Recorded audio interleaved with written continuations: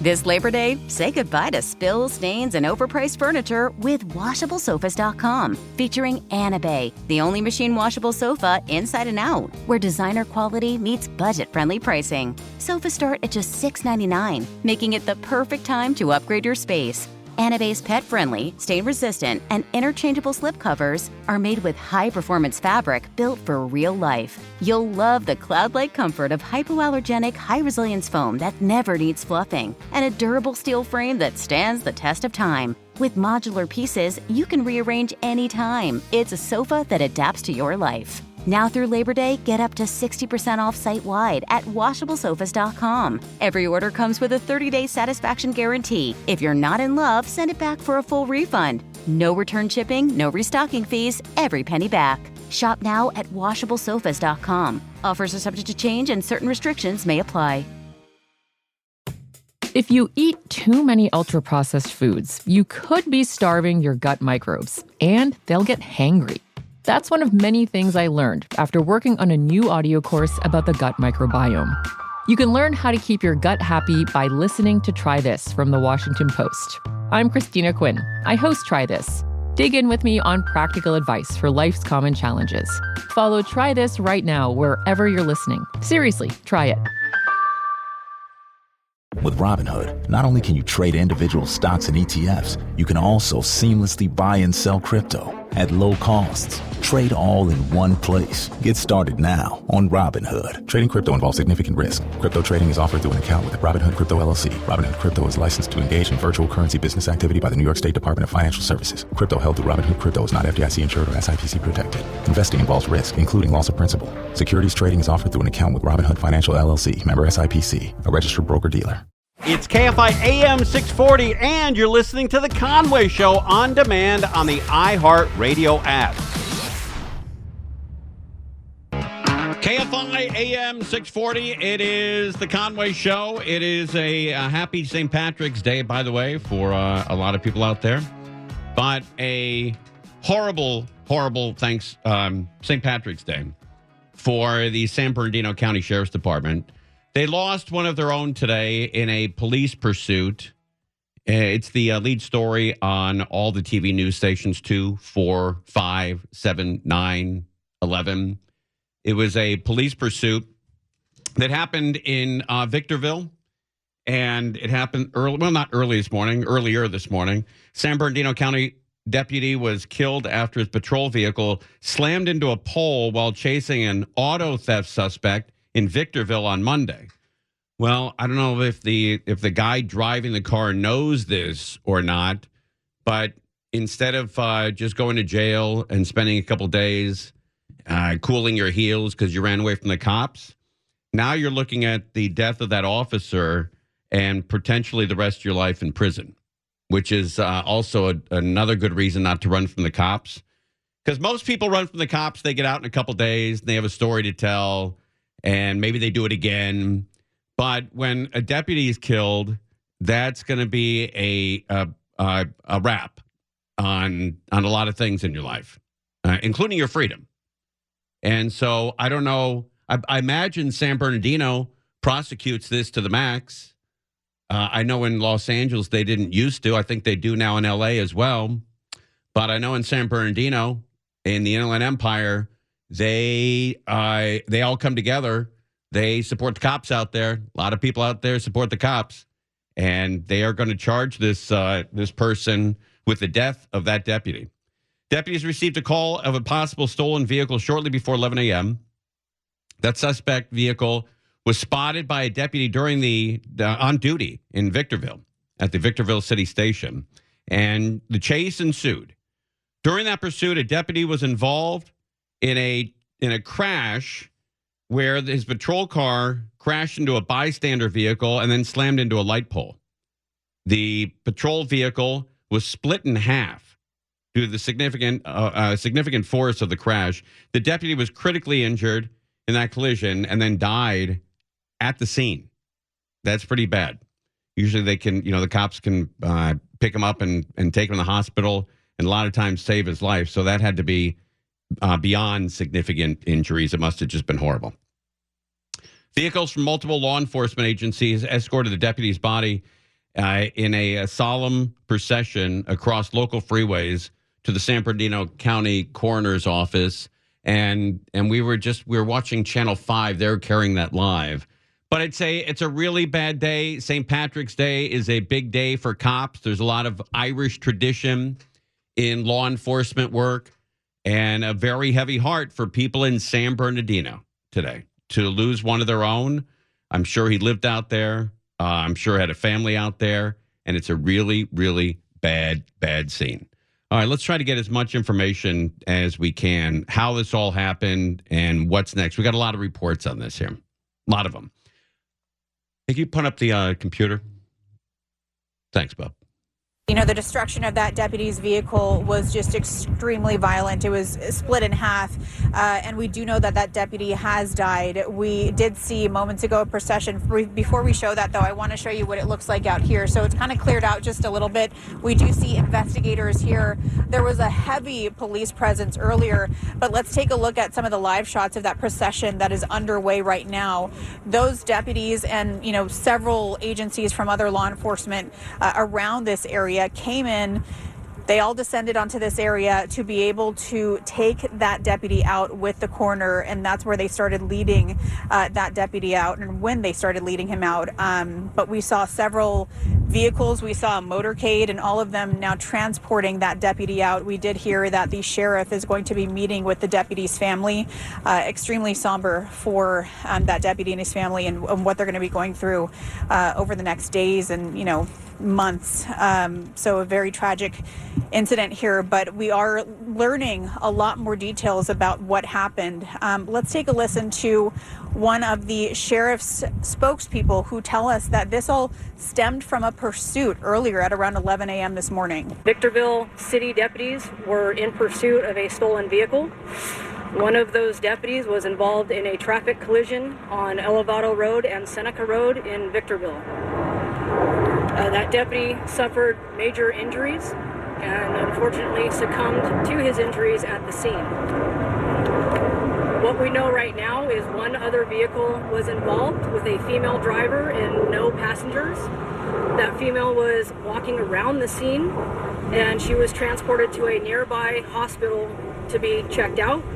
Right now we don't know the extent of her injuries or how she is. Now, a look at this video from earlier. Sky 5 was overhead, which gives us a clearer picture of the scene. Again, you could see that deputy's vehicle. It was completely split in half. And, you know, we're still at that intersection, that same intersection. Parts of it have been cleared, but we have seen investigators out here.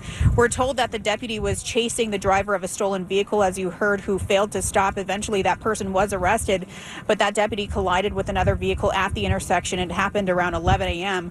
A spokesperson for the department couldn't say if his lights and sirens were on. That will all be part of that investigation. We did, however, speak to one man who came to the scene. He told us off camera that his sister-in-law was driving the black sedan that the deputy collided with, and she is in the hospital. He says she's getting x-rays done right now, but he wasn't aware of the injuries that she has. It's still very early on, but he seemed to be shaken up as well. That's one of his family members. He says that she was extremely shaken up. You know, she got out of the car. Luckily, she was able to do so, but again, she was transported to the hospital, as you heard from that spokesperson. And then, you know, once we got on scene, we saw this extremely heavy police presence and the wreckage still at that intersection. There were several neighbors who came out because there are some homes in this area, a community with some of those neighbors coming out. And one of those women we spoke to who tells us, you know, she heard the helicopters. Take a listen to what she had to say. I've never seen nothing like that out here before, but I have heard police flying down the street. I have heard helicopters flying around all the time, but something like that, I have never seen nothing like that right there. All right. Now, that impact of that crash was so strong that we saw SoCal Edison out here as well working on some of those power lines. Again, this all stemmed from a pursuit. We do know that person was taken into custody. Deputies say that it was a stolen vehicle. They were trying to pull that person over. The person never stopped, and that's when that pursuit began and then eventually ended with this crash at this intersection right behind us. We will continue to follow this because the Sheriff's Department has not identified this deputy just yet, but we do know know that the sheriff will be reaching out and speaking to the deputy's family. I know it's going to be a very difficult situation for them. We did see that procession underway. It's still happening right now, and we'll continue to follow this for the very latest. That's the very latest from Victorville. I'm Shelby Nelson, KTLA 5 News. All right, and then we have also Chip Yost was at the coroner's office, and very, very sad. Sad scene out there in San Bernardino today. Chip Yost with Channel 5. I know he's probably pretty moved by this. We're outside the San Bernardino County Coroner's Office. You can see a lot of the officers and deputies who showed up here to honor that deputy are getting ready to leave now. Let's take a live shot from Sky 5 HD above. You can just see all the cars, patrol cars. Fire department was here a little bit earlier, put a big American flag up for that sheriff's deputy for the procession, bringing his body back here to the coroner's office. Let's take a look now at some video Sky 5 shot earlier of the procession. This is the procession bringing the sheriff's deputy from Victorville to the coroner's office here in San Bernardino. It's about a 45-minute drive. Officers from different departments joined in honoring this procession as the procession went by. This is a deputy who lost his life in the line of duty earlier today around 11 a.m. It happened in Victorville. Let's take a look now at some video from the scene. This is Victorville near Elevado and Seneca. Around 11 a.m. this morning, we're told that a San Bernardino County Sheriff's deputy was involved in a pursuit when a crash happened. Don't know all the details about the crash at this point, but it looked like the patrol car from some of the video may have been split in two. The deputy was pronounced dead at the scene there. We do understand that there was also another car involved that had a woman inside of it. Here's more on that part of the story from one of the lieutenants with the Sheriff's Department. One other vehicle was involved with a female driver and no passengers. That female was walking around the scene. Okay, so we're going to have any more information on this. We will have this for you. But San Bernardino is a very difficult county to patrol. It is massive. It's bigger than some states. If you were to take the city of West Hollywood and put it into San Bernardino, you could literally put thousands of West Hollywoods into San Bernardino. That's how big it is. I think it's 10,000 times bigger. If my math is right, it's 20,000 square miles. 20,000, and what is it? West Hollywood is 1.9 square miles. So it's 10,526 times bigger. You can take 10,500 West Hollywoods and put them into San Bernardino. So it's massive. I mean, Crozier, I know you live steps away from San Bernardino, don't you? Yes, sir. Could you see it from your house? Like 100 feet, man. That's a sign. And so if somebody was a San Bernardino sheriff's deputy, they would be covering 10 feet from your house or 100 feet from your house in Claremont. Sure. All the way to Parker, Arizona. Yeah. And so speeds are extremely fast. These guys and gals have to get to places sometimes that are an hour away from where they are, code 3, with lights and sirens. Code 3, they're an hour away. San Bernardino is huge. And so you do get a lot of speeds in San Bernardino when these cops are flying around. I don't know if that had played a part of it or not. But if we have any more information, it's a very sad St. Patrick's Day. The Irish have a long history of law enforcement, and they lost one of their own today. So if you're in San Bernardino, please be aware of that. Cops are going to be on edge today. You know, it's time to show the registration, show the license, and a little courtesy. They are on edge today. It's Conway Show. We're live on KFI. This Labor Day, say goodbye to spills, stains, and overpriced furniture with WashableSofas.com. Featuring Bay, the only machine washable sofa inside and out, where designer quality meets budget-friendly pricing. Sofas start at just $6.99, making it the perfect time to upgrade your space. Bay's pet-friendly, stain-resistant, and interchangeable slipcovers are made with high-performance fabric built for real life. You'll love the cloud-like comfort of hypoallergenic, high-resilience foam that never needs fluffing, and a durable steel frame that stands the test of time. With modular pieces, you can rearrange anytime. It's a sofa that adapts to your life. Now through Labor Day, get up to 60% off site-wide at washablesofas.com. Every order comes with a 30-day satisfaction guarantee. If you're not in love, send it back for a full refund. No return shipping, no restocking fees, every penny back. Shop now at washablesofas.com. Offers are subject to change and certain restrictions may apply. KFI AM 640, it's Conway Show. Any more information on the officer that passed away in San Bernardino, the deputy, we will have that for you immediately here on KFI. So keep with us. We'll have more information on name and how it happened and what's next and the service and everything. But if you're just tuning in, a deputy in San Bernardino involved in a high-speed chase got into a violent crash and died at the scene. So we'll have updates all day long. It's sort of a sad deal. I found out over the weekend that a buddy of mine that I've known for a long time, and then we sort of lost touch, and, every once in a while, he reaches out and says, Merry Christmas or Happy Birthday, and I do the same with his family. He moved to Ohio, and he got sick and he passed away, and I didn't know, and his wife never told me, and, it's one of those friends that, you're sort of close with for a while. Then, when you moved to Ohio, there wasn't social media back then. You sort of lose contact a little with people. Now you can keep in touch with everybody all year round, 24 hours a day, 7 days a week. And I wish I had that back then because I probably would have kept up with him. But I remember going to Las Vegas with him, and he did one of those. And he was a great guy, just a funny guy. But I remember him coming down to the pool. I remember it very distinctly. We were at Mandalay Bay, and he comes down to the pool, and he's wearing those. You know how guys wear sunglasses normally? They just put them on their face. And then clouds came, and it got really cloudy and dark, and there was a storm. One of those summer storms off in the distance. And he took his sunglasses off, and he put them on the back of his head. Like it was like he was seeing backwards. He put him on the back of his hat, and so facing backwards instead of just putting him on a table. And we, with the rest of my buddies, were like, "Hey, buddy, can you not do that?" He's like, "What do you mean?" I was like, "Oh, it's kind of a douchey look, and then it's hard to talk to gals when you look like that. I think people make fun of you for doing that." That was back in the 80s. I don't know what it's like now, if it's a hip thing to do now or not. And then, back then it was before cell phones. So I remember very distinctly, there was a girl wearing a U of H shirt. I think it was like during spring break. And we were trying to figure out whether it's from University of Hawaii or University of Houston. Because he wanted to go up and talk to her, but he didn't want the wrong H. And so we were trying to look at them and analyze, are these Houston gals or are these Hawaiian gals?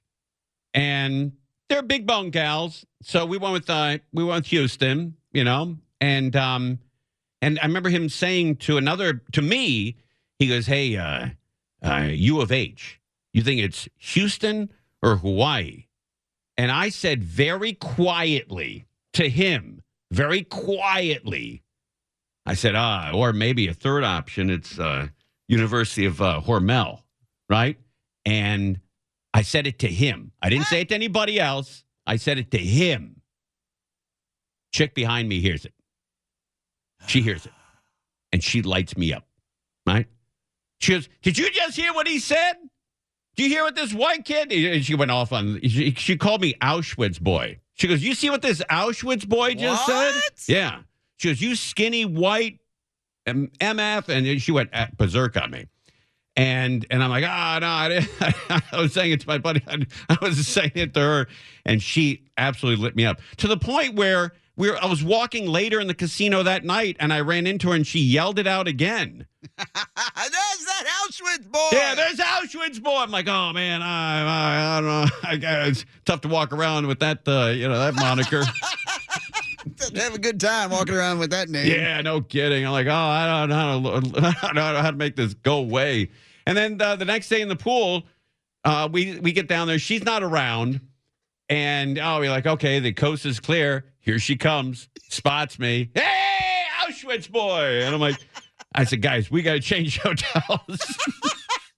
I can't make this go away. And But he passed away, and he was the funny guy, and life is short, and all of a sudden a guy that you knew passes away, and you miss the good times. You only think about the good times, Hey, I got a question, Crozier. Are you a cruise guy? You ever been on a cruise? Yeah, been on a few, 3 or 4. We're thinking about going on a cruise, and my wife and my daughter and her friends might go with us, or they might go with parents of one of her other friends. But I want to ask you a quick cruise question. Hey.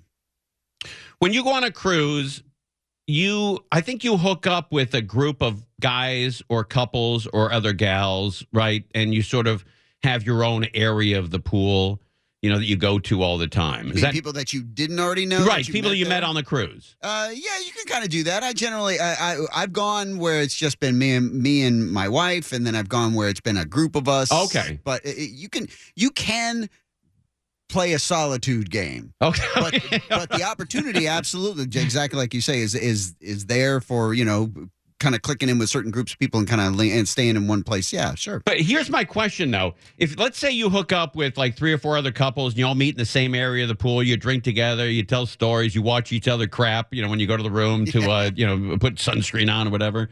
And then one day you're not with that group, you're over with another group. Does the other group look down on you like, oh, that guy's a little snobby for us? He's moved groups. He's on the other side of the pool now with those people. You're always going to have that. And you're always going to have some of those people. Right, but you're always going to run in if you have like a situation. Like when you get 1,000 people on a square block, for 2 weeks in the sun, you're going to have situations. And when you have a situation with somebody, guy, gal, whatever, you're going to run into them almost every day for the next 2 weeks. Yeah. You have a situation with a guy in a Target parking lot, you'll never see him again. He's gone. He's back to Victorville. You're back to Burbank. You're at Claremont. He's in San Diego. Never see him again. Yeah. But you have a situation with somebody in a cruise, you're going to see him again and again and again and again and again. That's why I'm always fascinated by the people that, you see videos or whatever, people that are total b-holes that are in a closed environment like that, because it's not like they're going away. And it's not a shock that that's their first blow up. Right. With another couple or another guy or another gal. Yeah, believe them. Yeah. Believe like that's who they are. Right.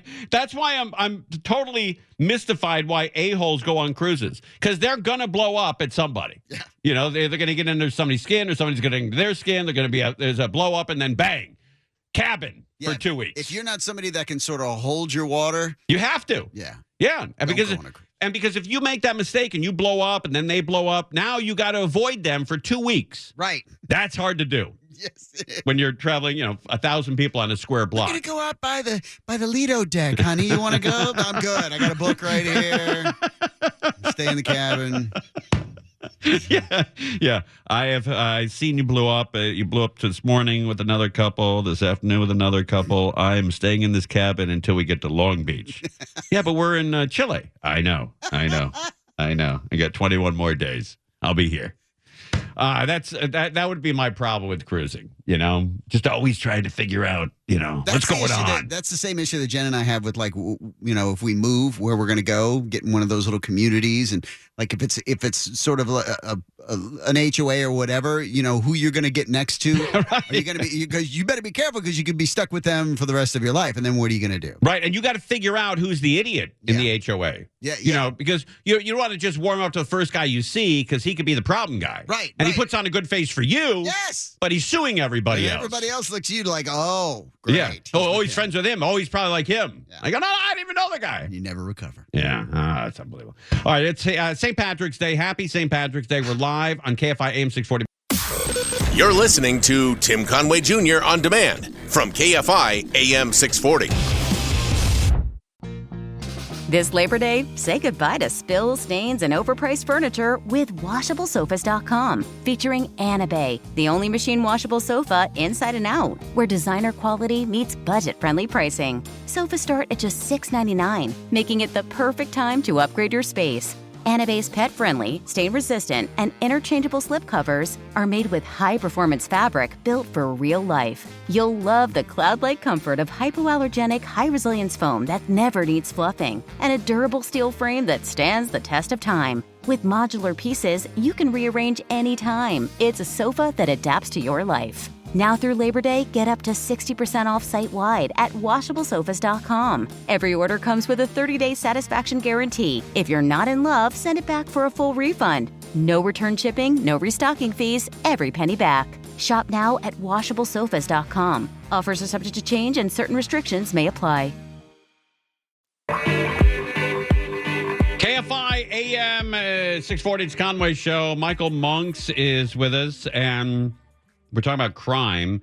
And again, if you're just tuning in, a very sad story we covered at the top of the hour at 4 o'clock. A San Bernardino deputy has lost his life, his or her life. We're not sure yet. They haven't put the name out yet, in a radical car crash. So we'll have that for you as soon as we get it.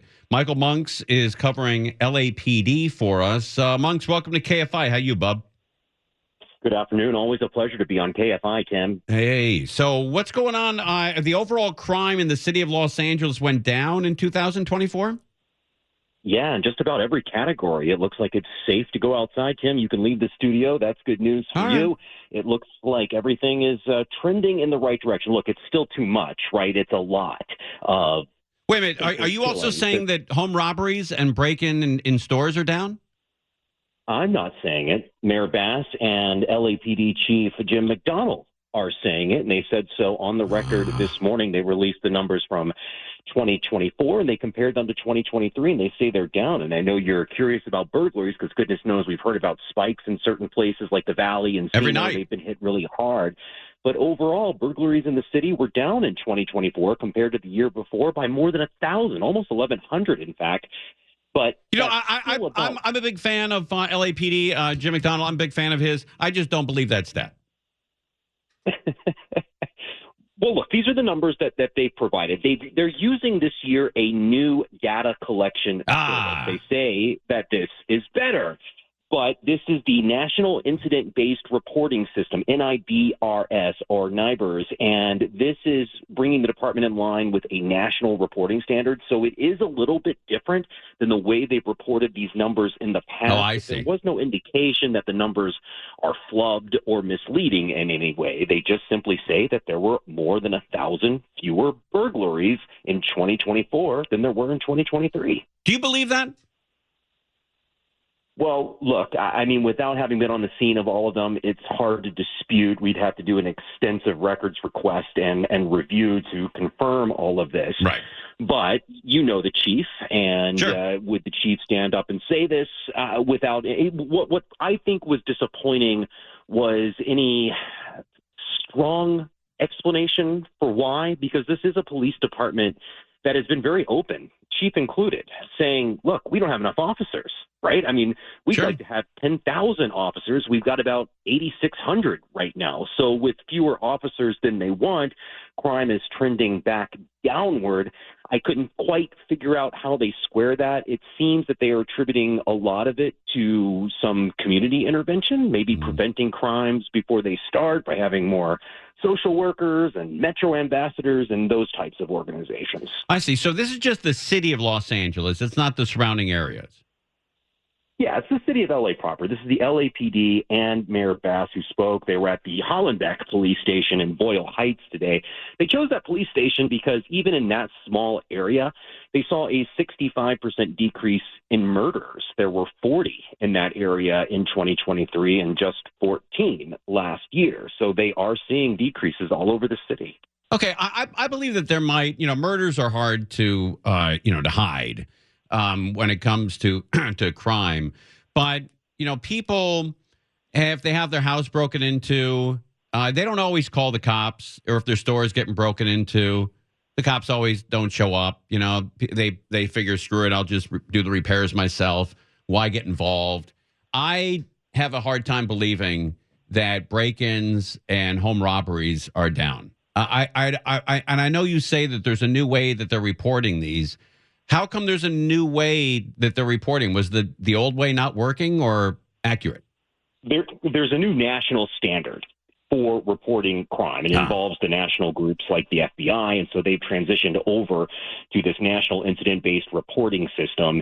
And they say the new system is able to capture data on all of the offenses within a single incident. So let's say you got busted at the racetrack and you did more than one crime. It's able to tie all of those together and put them in the appropriate categories for proper review. It also includes victim and offender demographics, their relationships, whether weapons are involved. It has what they call enhanced crime analysis, and they say it is a more accurate way to report this stuff. So police departments all across the country are moving towards the system. Now, it's difficult to say crime is down when you feel unsafe, and that was a question I asked of the mayor. Like, I know you can't quantify people's feelings, but it's dark outside. The street lights are out all over. You've got lunatics in a lot of ways on the streets or in the trains. What are you going to do about that? And that's where she emphasized those community groups that are out there trying to work. It's Copper Theft Task Force. It's those community interventionists like social workers who are being dispatched to some calls. And she even cited Metro ambassadors as people who are helping lower crime in the city. Right. I'm not, again, Michael Monks is with us from KFI. I'm not blaming the cops. The cops have a difficult job. You know, at one point in 2020, they took $150 million out of their budget. And you get a lot of people retiring. You get a lot of people that don't want to go into law enforcement anymore, especially in L.A. And when you do have, you know, when you say, hey, we're recruiting, and you get 100 people to sign up. I was talking to the chief last week or 2 weeks ago, and he said they only really accept 5 out of every 100 applicants. It's a very, very difficult job, and it's very difficult to go from being a civilian onto the LAPD. It's a nearly impossible route to get there because they are strict, which is great. But I don't know. I just I have a feeling that I don't get a sense that crime is down, because every day we report home break-ins and break-ins in stores and restaurants. Again, we're talking down in terms of percentages. We still have, I don't think anyone would say we've got just the right amount of crime, right? It's still too much. When we say burglaries are down, we still had more than 14,000 of them this year, but that is more than 1,000 fewer than we had the year before. And you're also right about the struggles with recruitment. They're spending a lot of money on recruitment. They're trying to bolster their ranks, but you've got retirements, you've got a few people coming in. Sure. And like you noted, a lot of people want to be cops. Record applications are coming in. Some of these folks get arrested during the process because they have outstanding warrants. Yeah, That's no. how foolish. They sign up to be off. They sign up for. They want to be LAPD. They sign up and they do a background check and they have open felon warrants.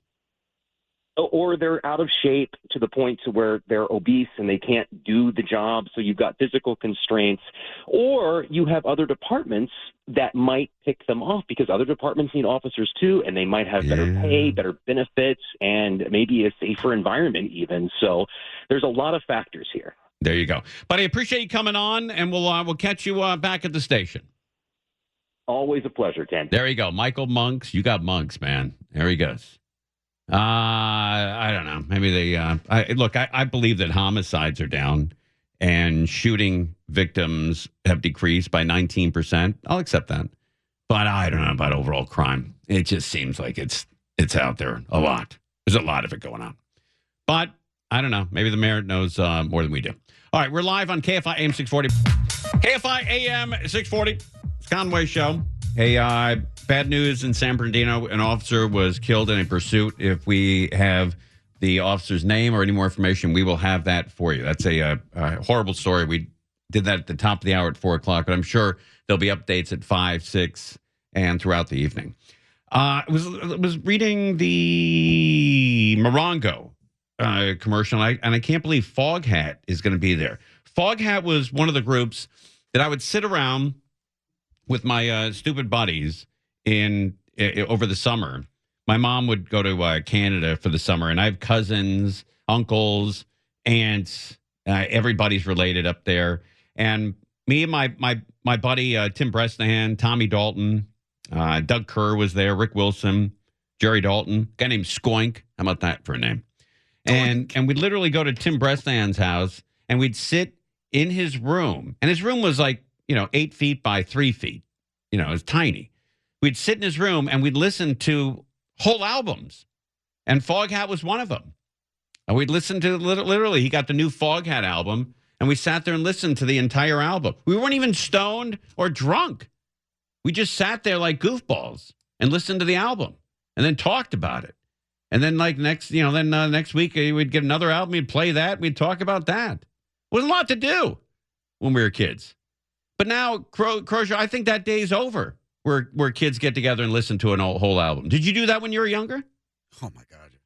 With buddies? Oh, yeah. Yeah. Back in the day, because I used to go, and back then, you could actually go to a concert and be fairly young at the time. Sure. They cost like $7. I saw Ozzy Osbourne back in the day, and I was 12, 13. Oh, that's great. Yeah, just with me and my buddies. But this reminds me so much of sitting around Erie with my cousins and my uncle, my friends in Erie, which is a little tiny town directly north of Cleveland on the Erie shore of Canada.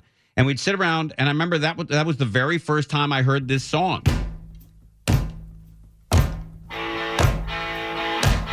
From Foghat. Slow down. I don't know if we could have slowed down anymore. We were sitting around a guy's room in the summer. Everybody was out in the lake, body surfing or swimming or sailing or whatever. And just, 5 idiots sitting in his room listening to Foghat. That's one of those bands you don't realize how many songs you know from them, like Fool for the City and I Just Want to Make Love to You. I just remember that song. I didn't even realize it was Foghat when I was looking it up. Isn't that crazy? That's Foghat? Yeah. And so they're going to be at Morongo on May 23rd. And that's going to be a cool deal. Very nice. Yeah. And we'd sit there and we'd listen to the album, and then when the song would stop, you pull the needle. It wasn't videos. We weren't watching the videos. We're just listening to albums. And my buddy would take the needle off and go, "Hey, you guys think it's going to be a hit?" And we all said that was going to be a hit. Slow Ride. We're like, "Yeah, buddy, that's going to be a hit. That's be a hit." And we weren't even no pills, no shots, no booze, nothing. We were just like 12 or 13 listening to albums. Yeah. And I think that those days are over. Absolutely did that back then. And then cassettes started to come in a little bit, so you could make your own custom with the albums that you had. So, yep. Remember, we used to record it off the radio. Yeah. Oh, yeah. You had to wait. Yeah. You had to wait till it came up, and you had to hold like when a song was going to end, you were hoping your song was going to come up, and you held the pause and the record at the same time. And you let go of that pause just so you can get the beginning of it. And you hope to God the DJ did not talk over the song. That's great. And they always did. Every time. Always They were did. so proud of themselves, too, that they could hit that post. Jerks. I set up a friend of mine, a girl named Amy Poole, with another friend of mine, and because they're both single at the time, and he was in radio. He was a radio guy, and he played music on the radio. And I didn't know this about him, by the way. So I set her up. She was a good friend of mine. He's a good friend of mine. Mm. I set them up. She goes out with him, and she calls me from a French restaurant about an hour into the date. And she goes, "You got to come get me or I'm going to kill you." Huh? I said, "What?" She goes, "This guy you hooked me up with is at a French restaurant, and he just ordered in French." This guy's a real douchebag. She said, plus, she was calling me from a payphone. She was calling me from a payphone at a French restaurant on La Cienega. And then you know what she also said? She said, on the way over here, he played himself talking up songs on the radio. What? I'm like, oh, no. Did he really? Yeah, Madonna next on Q103. Said, I'm sorry. I didn't see that coming at all, baby. I'll pick you up in 10 minutes. I know how to impress her. I picked her up. She punched me in the face. Literally took her purse, hit me in the face, and then punched me in the face. She goes, I can't believe you set me up with this guy. I said, I didn't see this coming. I'm sorry. I won't do that again. All right, we're live on KFI AM 640. You're listening to Tim Conway Jr. on demand from KFI AM 640.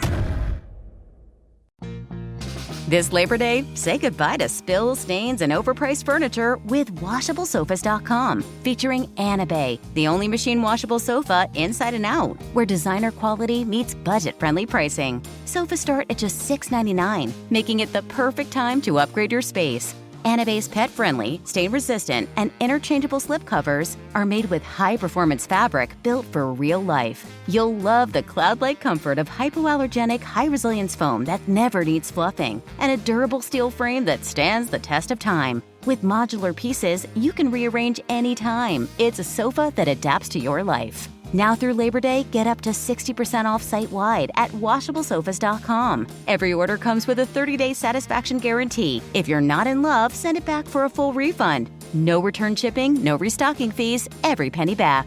Shop now at WashableSofas.com. Offers are subject to change and certain restrictions may apply. If you eat too many ultra-processed foods, you could be starving your gut microbes, and they'll get hangry. That's one of many things I learned after working on a new audio course about the gut microbiome. You can learn how to keep your gut happy by listening to Try This from the Washington Post. I'm Christina Quinn. I host Try This. Dig in with me on practical advice for life's common challenges. Follow Try This right now wherever you're listening. Seriously, try it. When your company earns unlimited 2% cash back on all purchases with Capital One, that's serious business. So Stephen at SandCloud got a serious business card, the Spark Cash Plus card from Capital One. We used our 2% cash back to help build our retail presence. Savvy, Stephen. And we get big purchasing power, so our business can spend more and earn more. The Spark Cash Plus card from Capital One. What's in your wallet? Terms and conditions apply. Find out more at CapitalOne.com/SparkCashPlus.